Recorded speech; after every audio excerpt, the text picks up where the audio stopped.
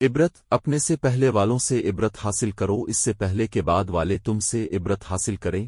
انسانی خصوصیات میں سے ہے کہ وہ دوسروں سے سیکھتا ہے اور دوسروں کو سکھاتا ہے۔ سمجھدار انسان وہی ہے جو دوسروں سے سیکھنے میں کوئی آر نہیں سمجھتا، بلکہ وہ تلاش میں رہتا ہے کہ کسی سے سیکھوں۔ احادیث میں آیا ہے کہ مومن علم کو اپنی گمشدہ میراث سمجھتا ہے، منافق سے بھی ملے تو لے لیتا ہے۔ یہی تلاش اور طلب اسے باکمال بناتی ہے۔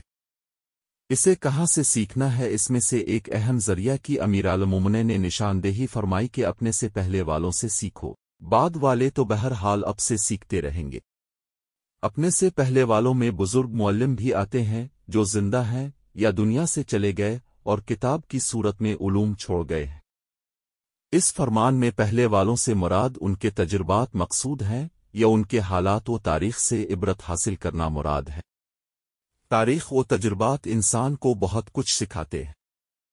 ہر روز کئی حادثات و واقعات سیکھنے کے لیے نظر سے گزرتے ہیں، مگر انسان اکثر توجہ نہیں کرتا۔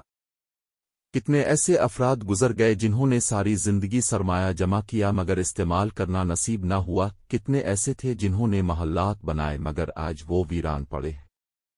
کتنے قوت و طاقت والے تھے جو کسی کے محتاج ہو گئے۔ یہ سب وہ خاموش وائز اور سکھانے والے ہیں جو اپنی بے زبانی سے پوری زندگی کی خبر دے رہے ہیں۔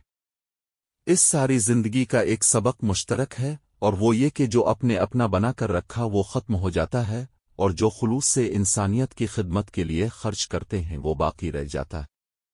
آپ اس پر عمل کریں گے تو آئندہ آنے والوں کے لیے مثبت سبق چھوڑ جائیں گے، اور آپ اگر انسانیت کو بھلا کر چلے جائیں گے تو آپ ایک منفی نمونے کے طور پر دوسروں کے لیے سبق آموز بنیں گے۔